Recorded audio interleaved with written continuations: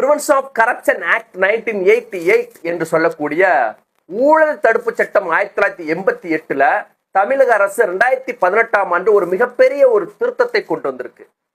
இதை திருத்தம் செய்து, இந்த சட்டத்தில் திருத்தம் செய்து, பணியாளர் மற்றும் நிர்வாக சீர்துறை மூலம் 19/12/2018 அன்று தமிழக அரசு ஒரு பிரத்யேக அரசாணையை இயற்றிருக்கு. இந்த அரசாணை நிலை எண் 173. உண்மையிலேயே இந்த ஊழல் தடுப்பு சட்டம் என்பது இந்த பணியில், அரசு பணியில் இருக்கக்கூடிய அரசு அலுவலர்களும் அரசு அதிகாரிகளும் செய்யக்கூடிய அந்த ஊழலை விசாரணை செய்து அவர்கள் மீது நடவடிக்கை எடுப்பதற்காக பிரத்யேகமாக இயற்றப்பட்ட ஒரு சட்டம் தான் இந்த ஊழல் தடுப்பு சட்டம், பிரிவென்ஷன் ஆஃப் கரப்ஷன் ஆக்ட் 1988. அப்ப இந்த சட்டத்தில் ஒரு திருத்தம் இருக்கு அப்படின்னா இது எதற்காக இருக்கும் அப்படின்னா அந்த ஊழல் செய்யக்கூடிய அரசு அலுவலர்களை காப்பாற்றும் நோக்கத்துல தான் கட்டாயமாக இந்த திருத்தம் இருக்கும். அப்படித்தான் இந்த திருத்தமும் கொண்டு வரப்பட்டிருக்கு.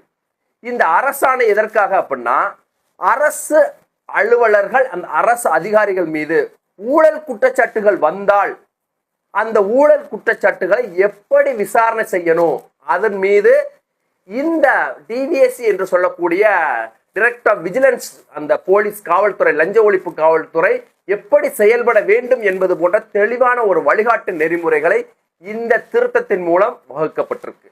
உண்மையிலேயே பார்த்தீங்கன்னா இந்த திருத்தத்தில் என்ன பண்ணியிருக்கு அப்படின்னா இந்த பிரிவென்ஷன் ஆஃப் கரப்ஷன் ஆக்ட், அதாவது ஊழல் தடுப்பு சட்டம் 1988ல செக்ஷன் 17A வந்து திருத்தம் செய்யப்பட்டிருக்கு 2018ஆம் ஆண்டு.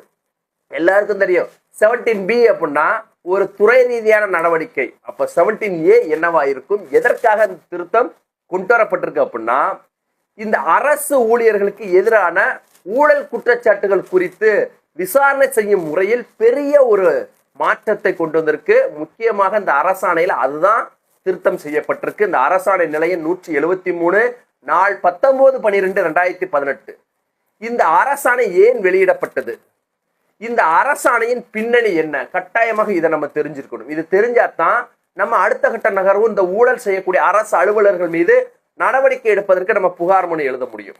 2018ஆம் ஆண்டு இந்த ஊழல் தடுப்பு சட்டம் பிரிவென்ஷன் ஆஃப் கரப்ஷன் ஆக்ட் 1988ல செய்யப்பட்ட திருத்தம் என்ன அப்படின்னா செக்ஷன் 17Aல புதிதாக ஒன்று சேர்க்கப்பட்டிருக்கு, 17A அப்படின்னு சொல்லி. இந்த 17A என்ன சொல்லுது, என்ன எதற்காக சேர்க்கப்பட்டிருக்கு அப்படின்னா அந்த அரசு தரப்புல சொல்லப்பட்ட வாதம் என்ன அப்படின்னா ஒரு அரசு ஊழியர் தனது அதிகாரத்திற்குட்பட்ட ஒரு கடமையில் எடுத்த முடிவு அல்லது பரிந்துரை தொடர்பாக ஊழல் குற்றச்சாட்டுகள் இருந்தால், நல்லா கேட்டுக்கோங்க, ஒரு அரசு அலுவலர் அவருடைய கடமையில் இல்ல பரிந்துரை செய்யப்பட வேண்டிய ஒரு விடயத்தில் ஊழல் குற்றச்சாட்டு கையூட்டல் பெற்ற